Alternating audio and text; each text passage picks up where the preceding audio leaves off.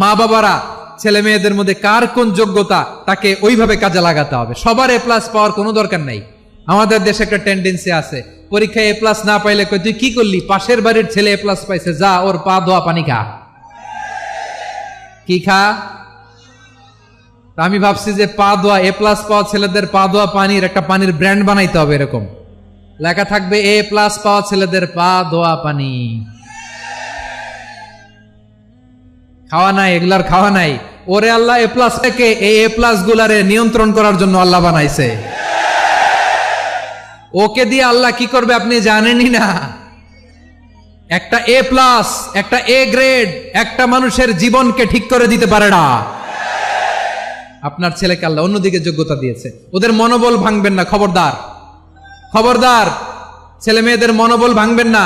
যাকে দিয়ে যেটা হবে তাকে দিয়ে সেটা করতে হবে, তার প্রতিভাকে সেভাবে কাজে লাগাতে হবে। তাহলে বাংলাদেশ আমাদের এই জনসংখ্যা জনসম্পদে রূপান্তরিত হবে। আমাদের সরকারের তত্ত্বাবধানে আমাদের 18 কোটি জনগণ দক্ষ জনশক্তিতে রূপান্তরিত হোক, আমরা চাই কি চাই না? আমরা ভালো মানুষ, শ্রেষ্ঠ মানুষ হতে চাই কি চাই না? ওই জাপানিজদের মতো সৎ, ওই ইউরোপিয়ানদের মতো কালচার্ড। আমাদেরকে আল্লাহ তাআলা কোরআন সুন্নাহ অনেক কিছু দিয়েছেন, যেহেতু বর্তমানে আমরা দেখছি তারা সৎ, তাদের মধ্যে ভ্যালিউ আছে, সেগুলো আমাদের মধ্যে আনার দরকার আছে না নাই? আর ইসলাম দিয়ে আমাদের জীবনকে সাজাতে হবে, ইসলাম দিয়ে আমার পরিবারকে সাজাতে হবে। ইসলাম থেকে, কোরআন থেকে প্রেসক্রিপশন না নিলে জীবন সুন্দর হবে না।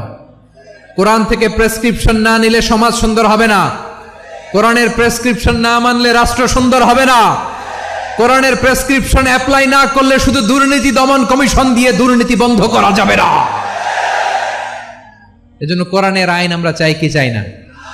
প্রিয় ভাইয়েরা, হিউম্যান রিসোর্স ডেভেলপমেন্ট, মানব সম্পদের উন্নয়ন, আমাদের সরকার যেন এদিকে নজর দেয়।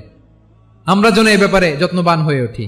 যাকে আল্লাহ যে যোগ্যতা দিয়েছে, এই যোগ্যতা দিয়ে আমরা যেন ইসলামের জন্য, দেশের জন্য কাজ করি। আমরা যেন আমাদের স্কিল ডেভেলপ করি, আমাদের পটেনশিয়াল